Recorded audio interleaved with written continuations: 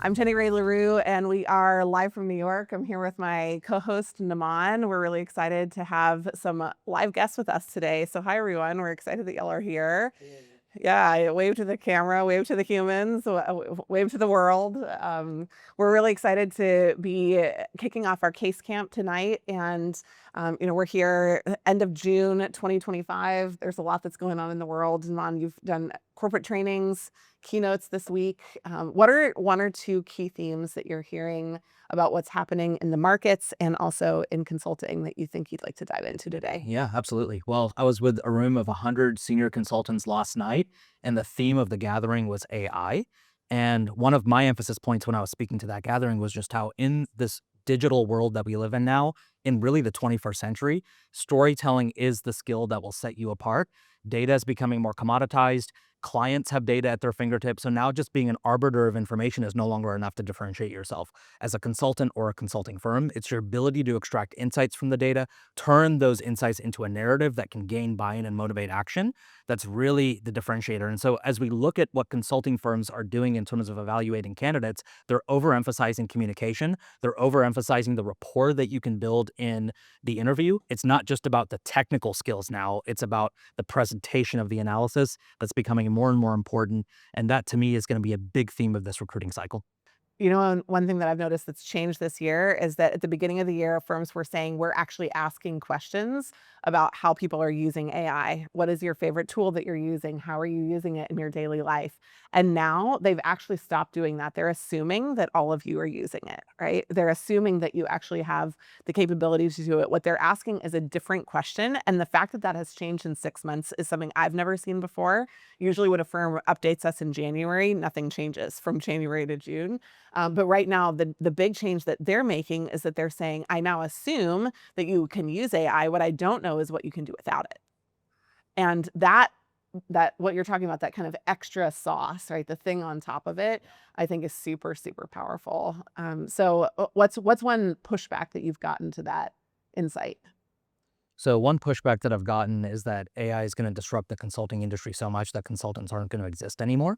And to me, in a world of ever increasing disruption, in a world where change is happening faster and faster than ever before, I think that actually strengthens the case for consultants to exist, for consulting firms to exist. I actually think, and I don't just think, I'm seeing it in the data, the industry continues to grow.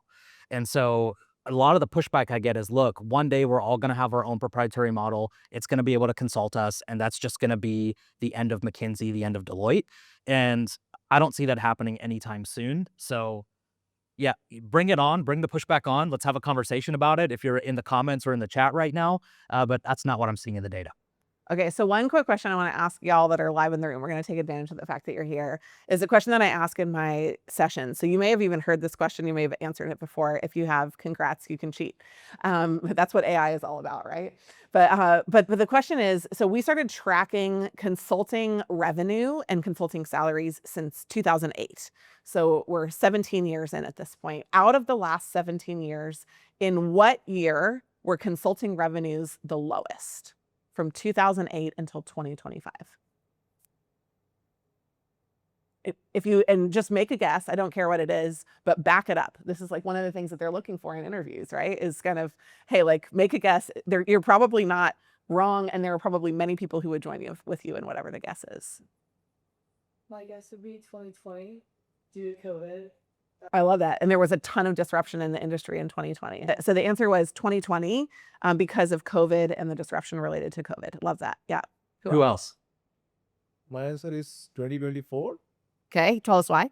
Recently, introduction of ChatGPT, and there is a wave going on that no more recruitment are done for consulting firms. Great. Okay, so he says 2024 because of ChatGPT. Love it. I would guess 2008, just because, 2008 financial crisis, but also I think they'd probably consistently gone up since.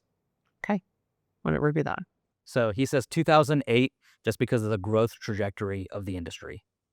So I'm struggling to pinpoint exactly which year the salaries were the lowest, but I think they were not the lowest during those 2008 financial crisis periods, and probably not immediately after COVID, because I think those years open up the biggest opportunities to either stable for revenue or like there's major like asset relocation parts, like time frames. So those were not the lowest years, I think.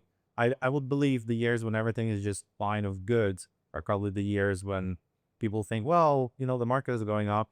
I will need to, like, why do you consultants, like the money are just flowing from the sky? Like, I would say maybe 2018, but I would say that's the year though. Okay.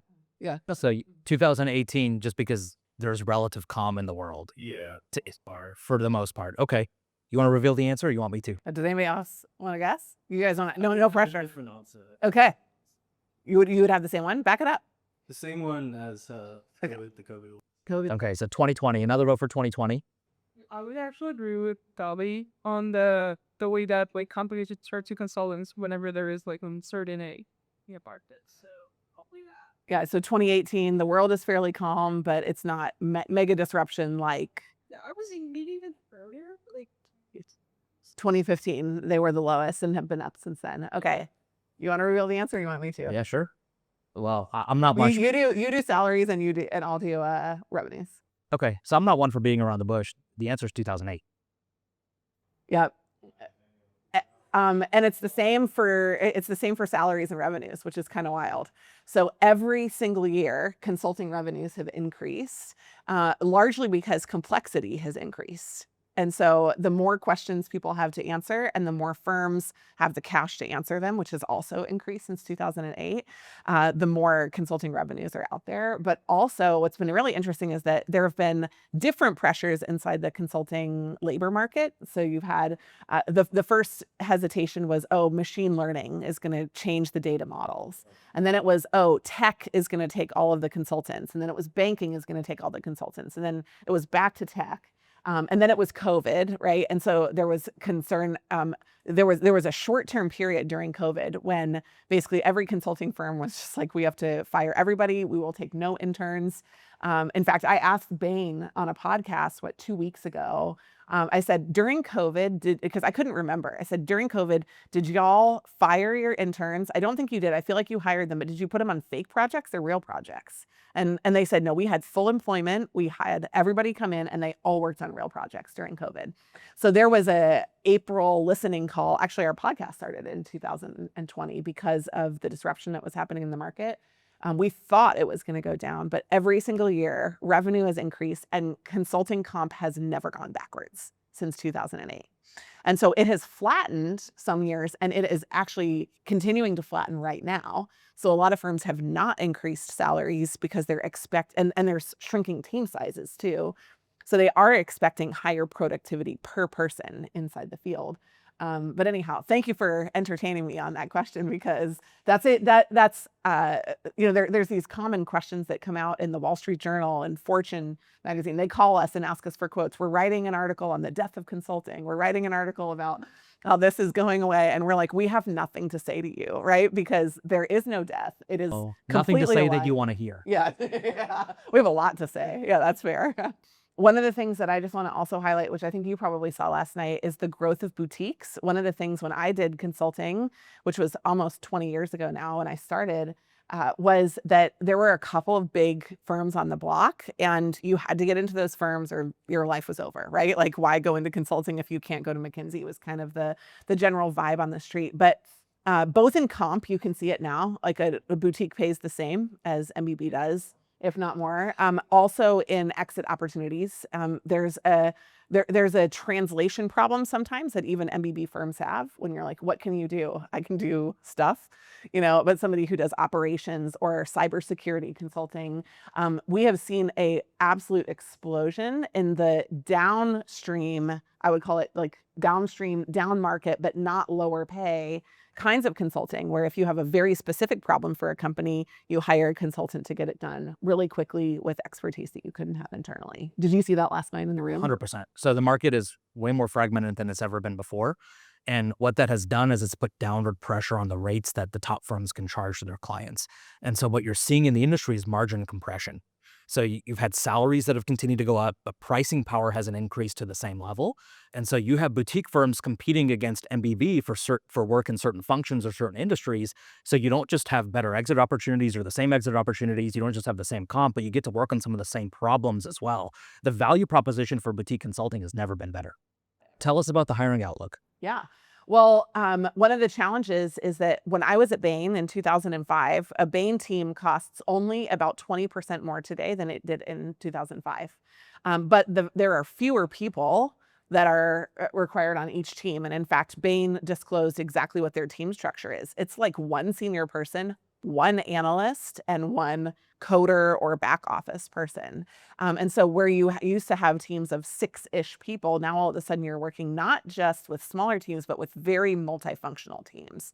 And so to go to your point, when candidates, I don't know if y'all are in this pool necessarily, you're hanging out with us in New York for the weekend, you're probably the creme de la creme, but a lot of people come to us and they're like, what class should I take in school to get ready for this? And the firms tell us we want people that are eager, right? Like that is a fundamental mismatch in hiring. And so we've had, we exist because there's a translation problem in the industry. A lot of the people that want to get hired think that something that needs to happen is different than what the firms expect from you.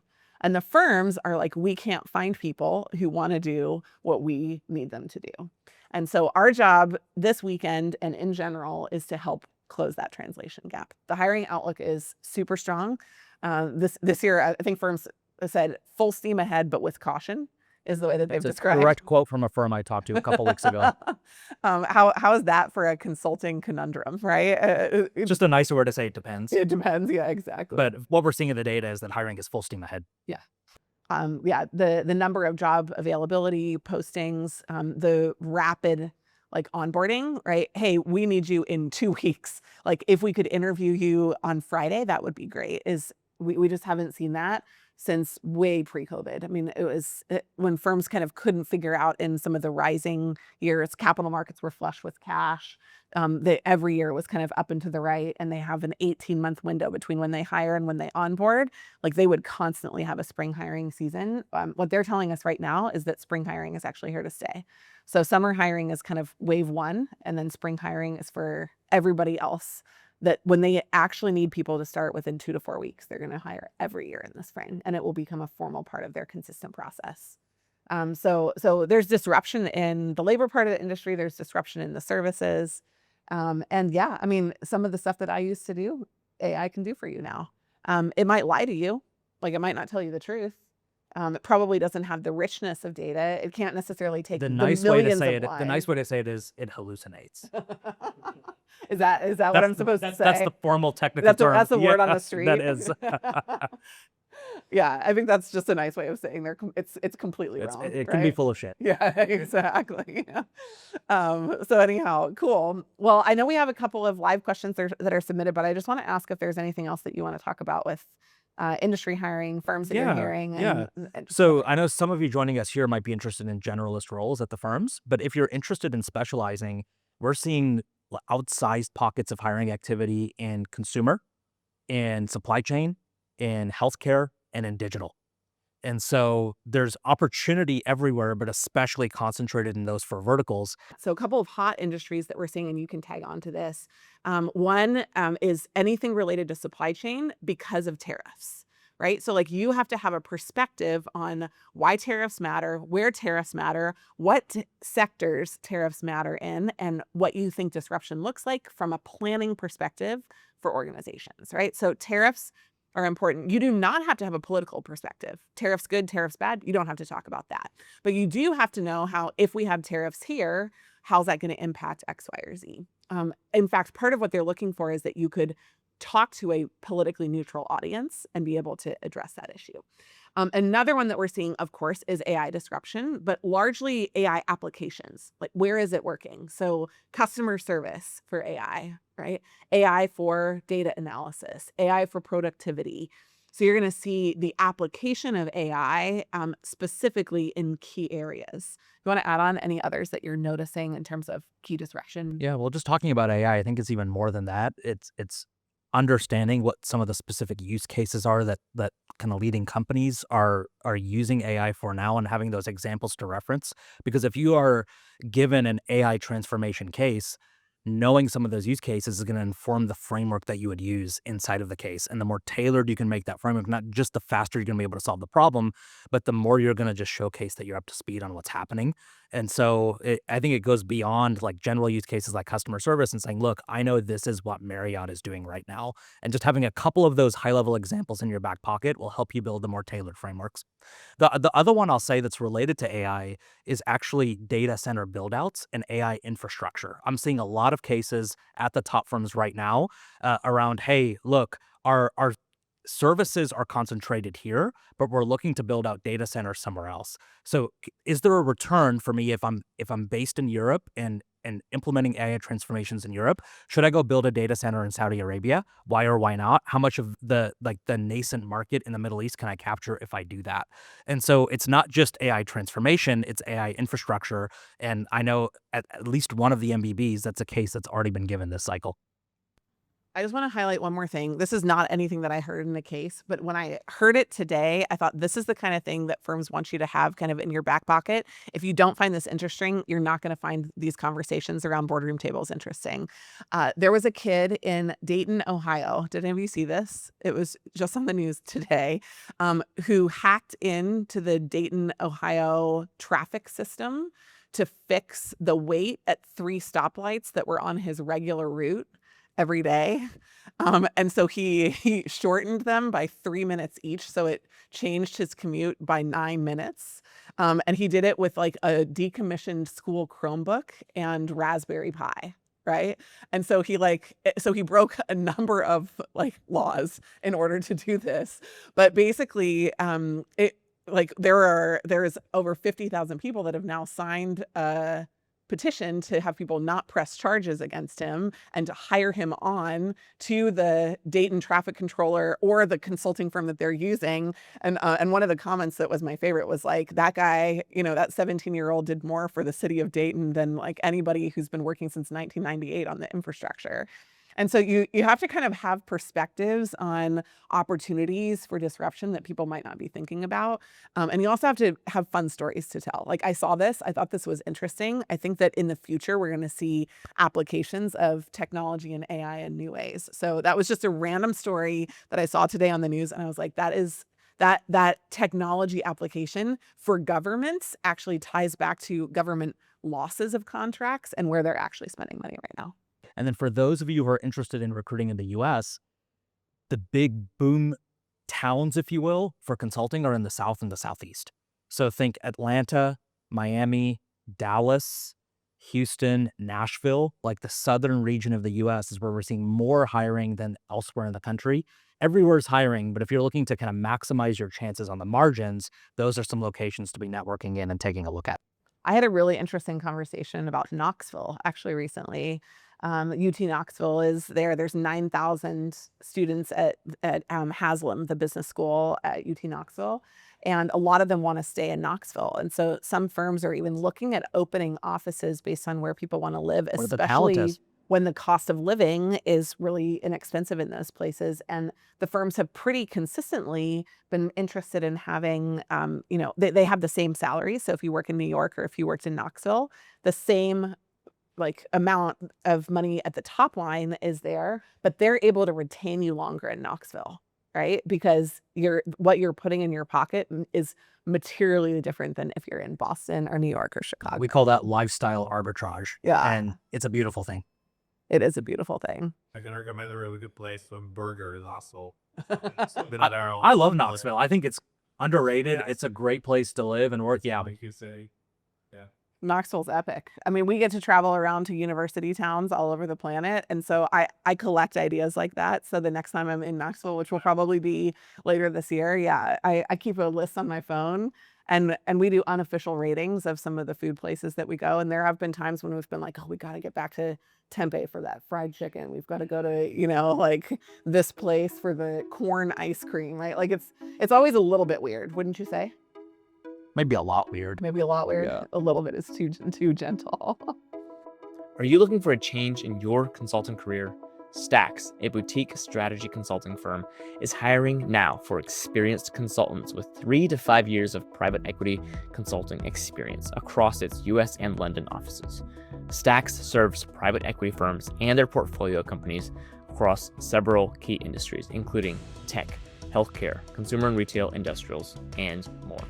Here are 3 key reasons to consider Stax as the next stop in your consulting career. Number 1, you'll take charge of your career growth in an entrepreneurial environment. Number 2, you'll create an impact without giving up your weekends. And number 3, you'll get a top-tier compensation and benefits package. What's not to love? Explore open roles now at the link in the show notes or visit stax.com/careers to get started.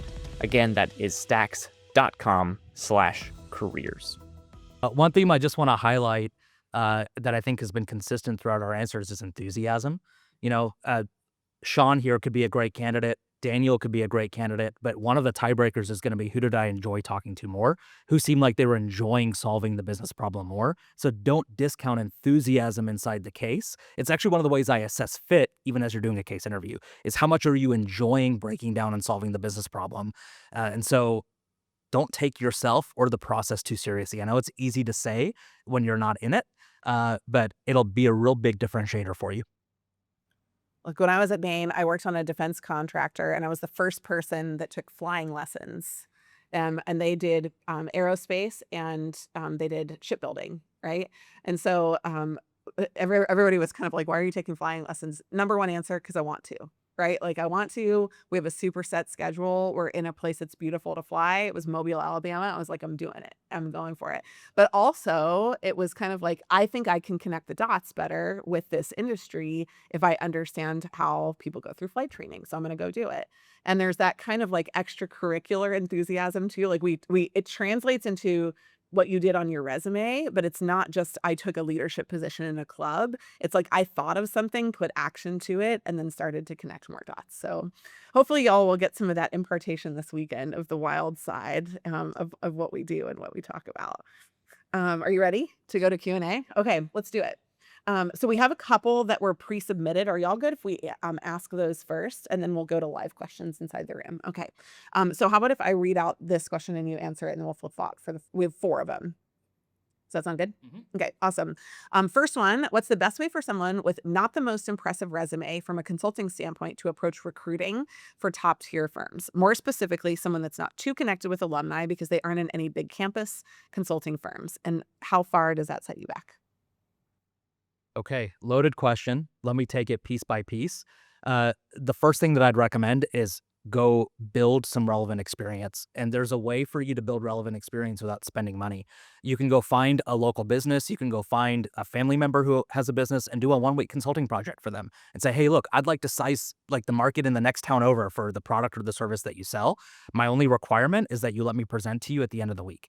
What makes the experience relevant isn't that you were paid for it. It's that you did something that a consultant would do. And you can do that for free. You can do it for a small business. And so whether you come from a target or a non-target background, you have the opportunity in a very kind of low effort kind of way to add relevant project experience to your resume and build some of those stories that you'll tell in the networking and the interview process. So that's number 1. Number 2 is you have to network. And so one of the things that we're going to talk to you all about this weekend as we go is, okay, how do I start to build connections if I don't already come from a target environment? And the best way for you to do that is just to start to figure out, okay, which position am I applying for? At which firms, in which cities? Because at the top firms, recruiting is done on an office by office basis. There's not necessarily a centralized recruiting function. And so that means that if you are interested in working in New York, in Chicago, and in Nashville, it doesn't really help you so much to talk to someone in Boston. And so starting to figure out which locations you might want to live in, which locations you might want to work in, helps narrow the scope for your networking efforts. And then you want to talk to someone who is in the role that you were applying for. So if you were targeting a business analyst role at McKinsey, you want to start to network not with partners, unless you already have a connection. You want to start to network with current business analysts, because it's those people who will make a decision on who's going to replace them when they get promoted or when they leave the firm. They're not going to interview you, but they're the ones who are going to review the applications. And so you start to figure out who matters for your role and who matters for the locations that you're targeting. It starts to demystify the networking process a little bit. And then how you go through that networking process is very simply just by reaching out. And so there's a lot of resources that we have around, okay, how do I reach out? Is it LinkedIn or is it email? What do I say? Do I ask for a referral directly? Do I jump on a phone call with them? We'll talk to you guys about it live here. We'll put a link in the description for those of you who aren't live with us to some resources we have around networking, but there's no getting around it. You cannot just apply blindly through an online portal and expect to be interviewed. If I'm sitting at a consulting firm right now reviewing 1 million applications, there's going to be a subset of those folks that are just superstars on paper. And by virtue of this question, I'm assuming that's not you, and that's fine. That's not most of us, right? And then there's going to be half of folks who just aren't qualified at all, so they get discarded. So there's 40% of people left, right, that are like maybe good enough and maybe not. And oftentimes the tiebreaker between who gets an interview out of that set of people and who doesn't is, did you talk to someone at my firm? Because what that does is it de-risks you. If you talk to someone at my firm, I know you're not weird, you're not crazy, like you can talk to people. Maybe there's a reason why you're not as impressive on paper, but you like would be an absolutely good fit, and you have an advocate inside the room who can talk to me about that. There's a lot of reasons why networking is the great differentiator inside of the consulting recruiting process, and you can't get around that. Now, the third question here was, how far does it set you back? It sets you back quite a bit if you won't follow the advice I just laid out. But if you'll follow the advice that I just gave, then you will find that it really does even the playing field quite a bit. I found over the course of my career, hard work beats talent if talent doesn't work hard.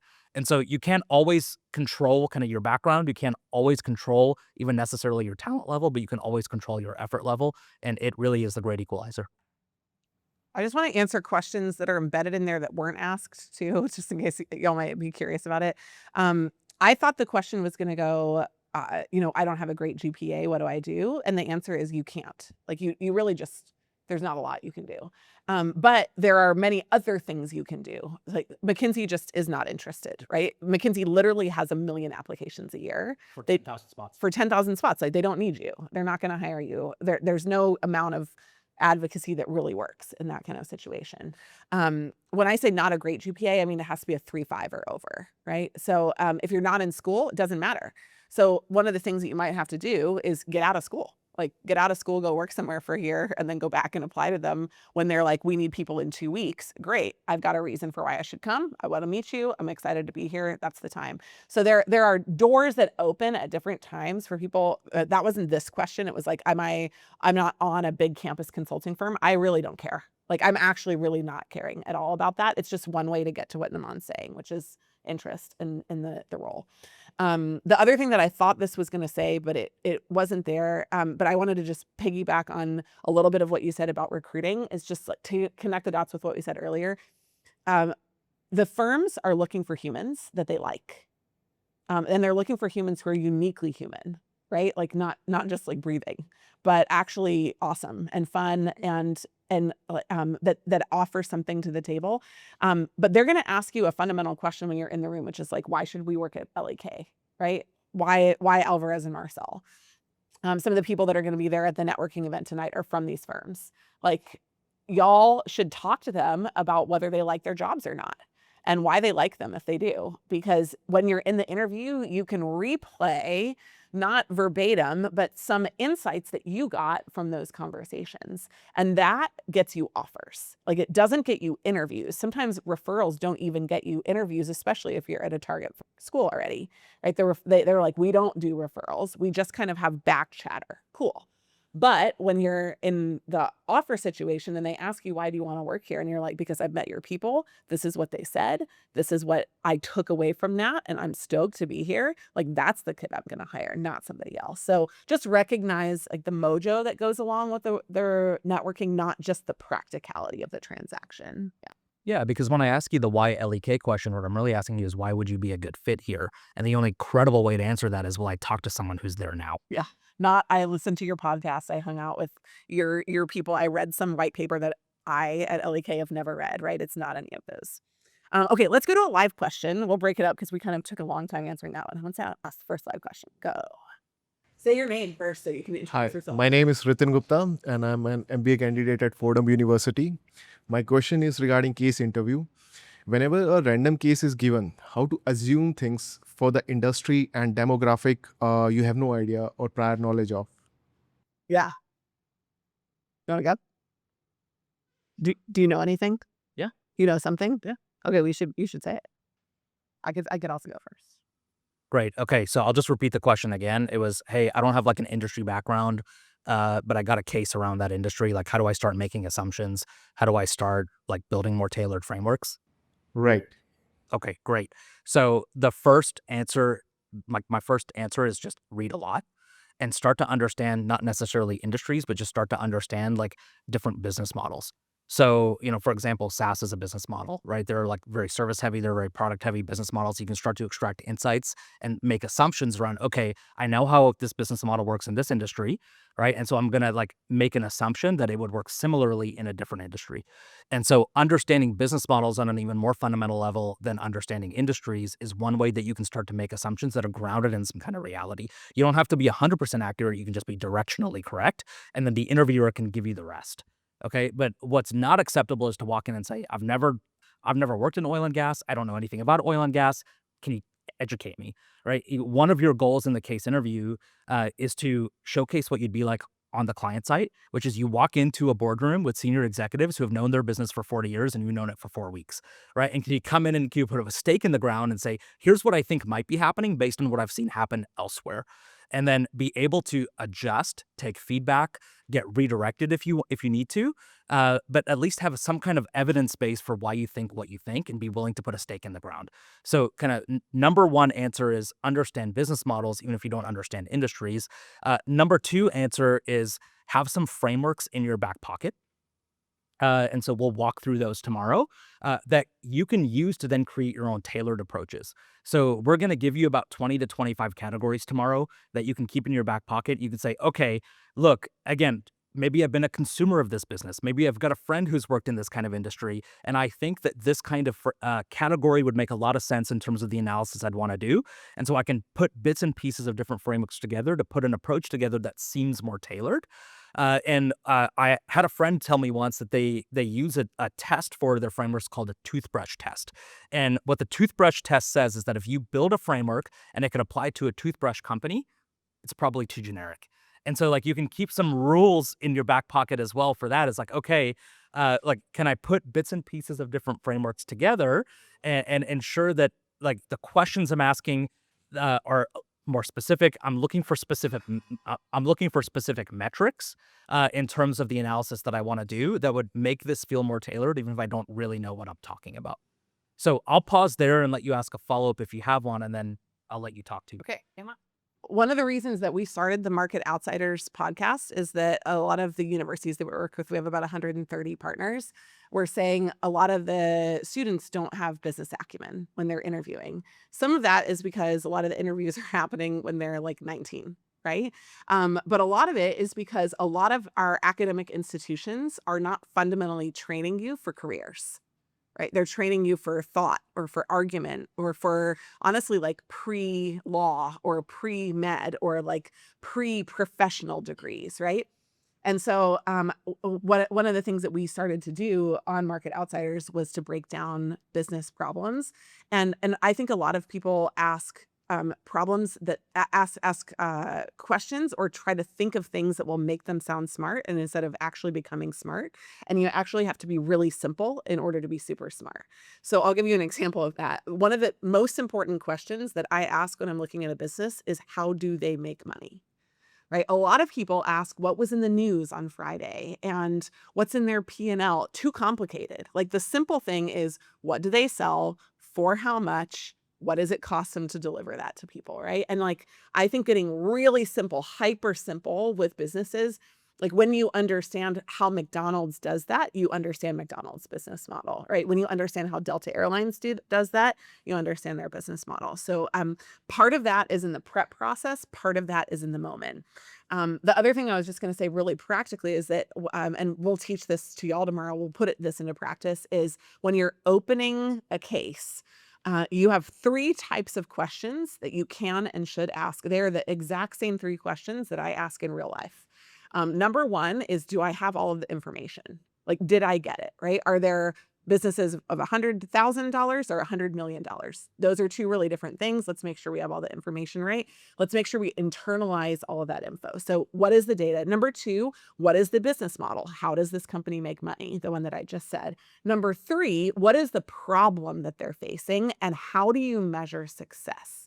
Like, if we fix the problem, how do we measure that? So the metric for the first date conversion to the second date becomes like the corporate casual way that you think about applying those same kind of concepts to real life. So I would say like using not just business frameworks, but actually problem solving frameworks to ask great questions.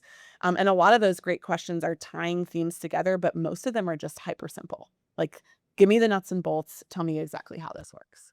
And we'll move on, but I'll just say one of the benefits of those questions is that they help you limit scope. So you actually have to know less and do less in the rest of the case. And so the art of asking good questions is to get maximum output for minimal input. And that's the real power of that kind of framework. Yeah. It's like, it's OG cheating. Yeah, absolutely. Okay, who's next? You can pass on the mic. No, nobody has to feel any pressure to ask, but if you have a question, we'd love to hear it.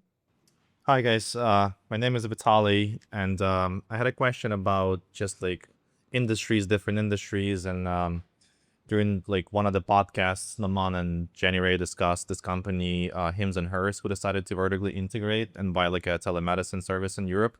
So on the topic of healthcare, what other opportunities exist for consulting work in healthcare? Like, what is, like, people know what healthcare is, but what do they do? Like, do they make new products, new medications for loss of hair or whatever? Like, what do you guys think is there in healthcare that consultants work on the most? That's awesome. I can actually give a couple of really hyper specific examples that extrapolate, and you could maybe do the same. So we actually did a healthcare panel last month, and one of the things that we found was that the term healthcare is becoming too general. So really, when you think about it, there's health practitioners, people who run hospitals, doctors' offices, services for radiology, right? So they're sometimes multi-door networks, and sometimes they are the actual hospitals or practice areas themselves.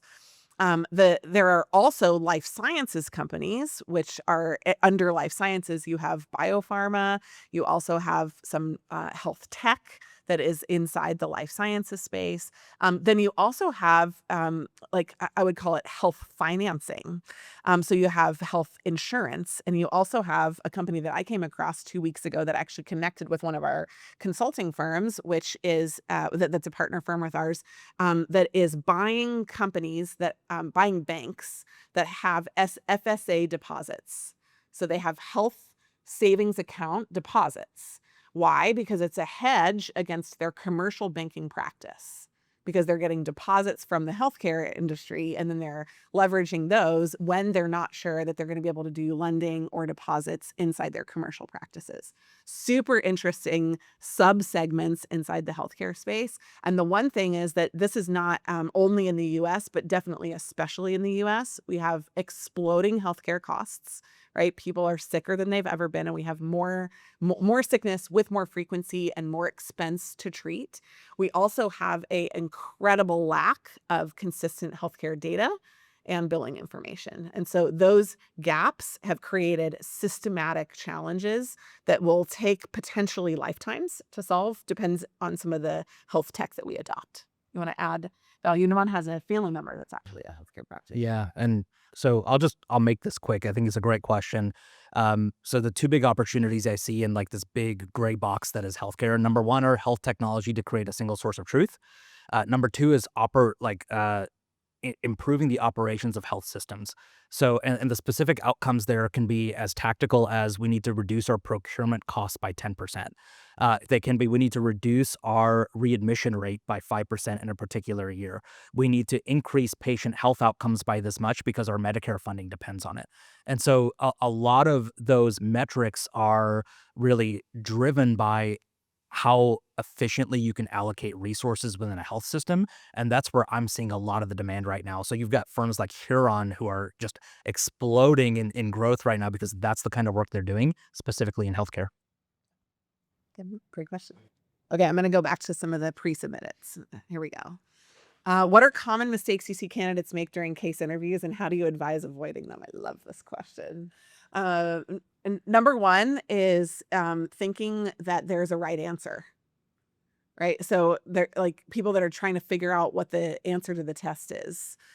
So I noticed there's a very big difference when you move into a real world conversation, especially when right at the beginning of a case, people make a tie between the company that is in the case and the company that is a real world company, right? So one of the reasons that we talk on Market Outsiders about real companies is that we want you to be like, wow, that airline sounds like Spirit Air or United Airlines, or I heard about this recent partnership in the airline space.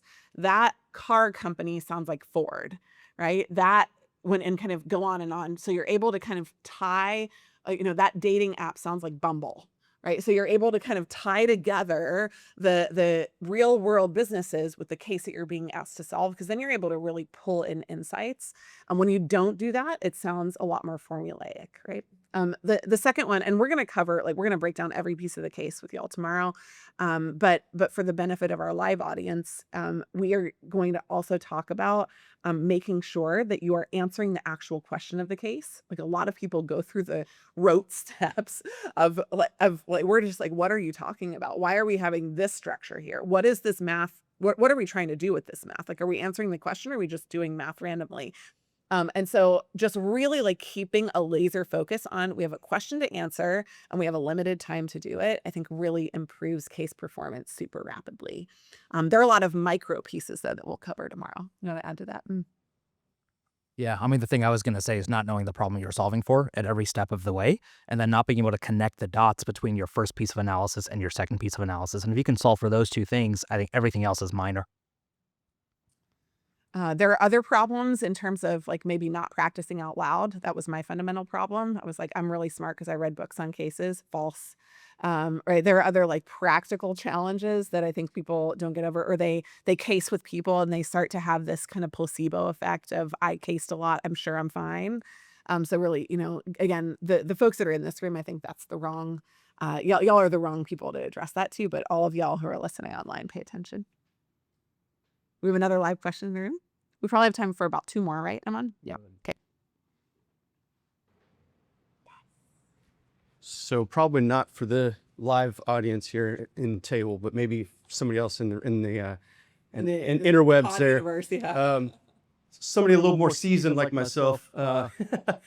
Second career. Looking at back to when you're applying, does it behoove me to jump in with the masses of those coming out of MBAs or out of cycles? Love it. I'm taking this one right now. No. And yes. So the real answer is you're number one, really highly valued. It's the hardest position for firms to keep is anybody who is not right out of school. And so they have tons of applications for junior analysts and almost none for mid-career and late career. So you are highly valued. However, you're only highly valued at certain times when they have specific projects that they need you for, and it's all based on networking. So a good proxy for it is if there's a job post and we have a job board, keeping touch with that is really good. But basically the follow-up to the job post is I apply and then I go try to find somebody to talk to. You can also do it the other way, which is I have a firm that I just kind of am crushing on a little bit. Let me go find somebody in that firm. Again, I just want to emphasize, in a world of AI, the more human you get, the better it is. And so you would be surprised at how many people will respond to an actual email from you. When I was in consulting, actually, this is another fun quiz. How many emails do you think I got a week from people who were like, I would love to talk to you about working at Bain? Very little. 100. 100 and very little. Anybody else? 50? Yeah. I got on average 8 to 10 a year. Right? Like really small. And you know why? Because everybody was like, I bet everybody's writing her. And nobody wrote me. Nobody. And so like the one that writes the email gets the response. And so it's kind of as simple as, like you said before, right, that your effort and your tackling is there. So the first thing is like, know that they want you. I think that's an important kind of mind share shift, which is, the process is more opaque, but you're actually very desired. And then the second one is, how do you match that desire with what the firm is looking for? You just have to have human conversations. So, yeah. Yeah. Well, a third piece of that is just to figure out if you want to be a specialist or a generalist, because generally mid-career, it's easier for you to break in as a specialist. And so one of your decisions to make is, what do you want to be when you grow up? What do you want to do post-consulting? What do you want your exit opportunities to be? And then work backwards from there to figure out, okay, which firms, which practice areas, which branding applies to you now, because you've got to tell a consistent story, not just in the networking process, but on paper as well on the resume. So figuring out what you want 10 years from now, I think is more important for you than it would be for someone who's 21 years old. And so that's just the other piece of advice I'd give now. Good, man. I love that. 2 more. Yeah. Hi, I'm Aya. So how do we go about like finding emails of like specific people? So that's the problem I've been facing, because like I would look up people on LinkedIn, like my school alumni people, and I'd be like interested in emailing them, but I couldn't like find their emails. I love it. So, by the way, you can write them on LinkedIn. We notice that there's a lower hit rate, and you're trying to share more information. So what I actually find is the 1-2 tango kind of works really well. This is something we're not going to cover in Case Camp, so I'm going to go into it just a little bit here. Number one, super important, is find the person that is in an office, like Namaan mentioned earlier, and also in ideally a practice area that you're kind of interested in chatting to, because your ask is not for them to mentor you or to like, walk you through the whole process or to become your case buddy. It's like 15 minutes. That's it, right? So you're trying to find somebody who you're kind of thinking like this is going to leverage into all of that opportunity. Alex, are we good on sound? We're good. Okay, good. The mics are good. Yeah, the mics are good. I know you're being very thoughtful about that. Thank you. So the second thing that I think is really important is that in an email, your goal is to make the case, but quickly, for why they should get on the phone with you. And so your ratio of email to LinkedIn depends a little bit on who it is. Like if you're in an undergrad target school and somebody is just one class above you, they're going to want to talk to you, and it's a lot easier. They're out of school. You can't use your school email anymore, but like just pinging them on LinkedIn, that's kind of a warmish lead, right? Somebody who's cold in a different city, you're going to have a little bit of a different, you're going to have to make a little bit more of an introduction in order to get into the door with them. So, here's how I would do it. Number one, we have on our site a email moniker for everyone.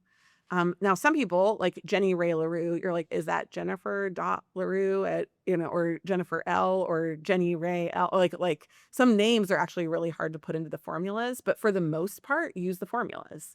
And then if you get a ping back, that's a great reason to write somebody on LinkedIn and say like, hey, like I tried to email you, but I don't think I have a current email for you.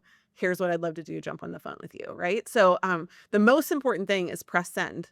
Like the least important thing is the channel that you use, but making sure that you send those messages is great. Also, I'll just put a like side offer in for anybody who's here in the room today. If you guys have messages that you're sending that aren't getting responses, we'll fix them for you, because you might not be saying anything that they're interested in hearing. And so like we can just spice it up a little bit and make that a top performer message. You have anything else you want to add?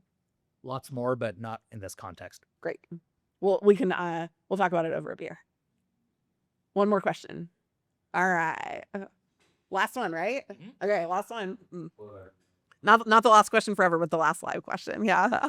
I was just curious, when it comes to recruiting, I know that having these networking calls are super important. And so in my experience, some of them went really well, and then some of them went really technical. And so in the first like maybe 2 minutes of the networking call, like how do you read the room? And then like how would you like try to capitalize that and make it a good one? Love it. Such a good question. You want to start with that one? Yeah, I'd set an agenda. So I'd say, Your name is Ritvik. So I'd say, Ritvik, thanks so much for jumping on the phone with me today. I know we've only got a short 15 minutes together, so let me just walk you through what I had planned for our conversation. First, I'd like to introduce myself to you more broadly. Second, I'd like to learn a little bit more about you. And then third, I'd like to get into the couple of questions I mentioned in my email that I have for you. How does that sound to you? And I would just, you asked for the call, you better come with a plan. And so start there, and you'll start to then feel out how business-like they are, or how much more of a kind of small talk kind of conversation they want to have. So, open the call, talk about the weather, talk about the Yankees, do whatever you want to do. But then the first minute or two after that, set the agenda, and then you'll get a clue as to do they want to have more of an informal conversation, or do they want to get going with the agenda? And then you can pivot in real time. But again, it goes back to what I said earlier when we were talking about presentations. Putting a stake in the ground and saying, here's what I think should happen on this call, garners a reaction from the other person, and then you can react in real time to that reaction. Also, be careful about talking about the Yankees in Boston. Yeah, you got to be careful of that kind of nonsense. Well, he's not in Boston. I know. I'm just saying, you can't always talk about the Yankees. It's an example. I think he gets it. Yeah. Or if you do, you have to crack a joke about it, right? Because that's one way to get somebody's blood to boil in Boston. I think Namaan's exactly right. I just wanted to say that I've seen people, when they get those agendas, do one of two things, or actually one of three. They follow the agenda. So they're like, sounds great, let's do it, right? They change the agenda. So they're like, I've got only a limited amount of time. I actually think we could just skip intros and just jump to your questions, right? So that's great. Like whatever, that is. So you kind of have to be ready to flex if you lay out these things. They might take them as options. The third is that they change the agenda. They're like, actually, I don't want to do that. I want to run a case. Like, I want to run a market sizing. I want to just ask you a random question that I've never asked anybody, which is sell me your favorite donut kind, right? And they might just change the game on you a little bit, and being ready for any one of the three of those, I think, is also important. And again, remembering your functional job is not to write notes or to gather information. It's to build connection, because that in a world of AI is the one thing that we cannot outsource. It's that human connection where somebody's like, I would like to work with you more, which in consulting translates to, I would like to pay you a lot of money to do that, is a really, really invaluable thing. Is that good? Should we go drink something? What are we drinking? Well, let's go figure it out. All right. And we'll talk over address about how to ask for a referral, because that's the piece we have top. That's awesome. Okay. Well, thanks everybody for joining us for this live broadcast. It's really fun to have you here in the room. It's awesome to kind of hear your questions, your probing questions, your personal questions. Thank you for trusting us with your weekend. We're going to have a great time. And thank you everybody for joining us from afar.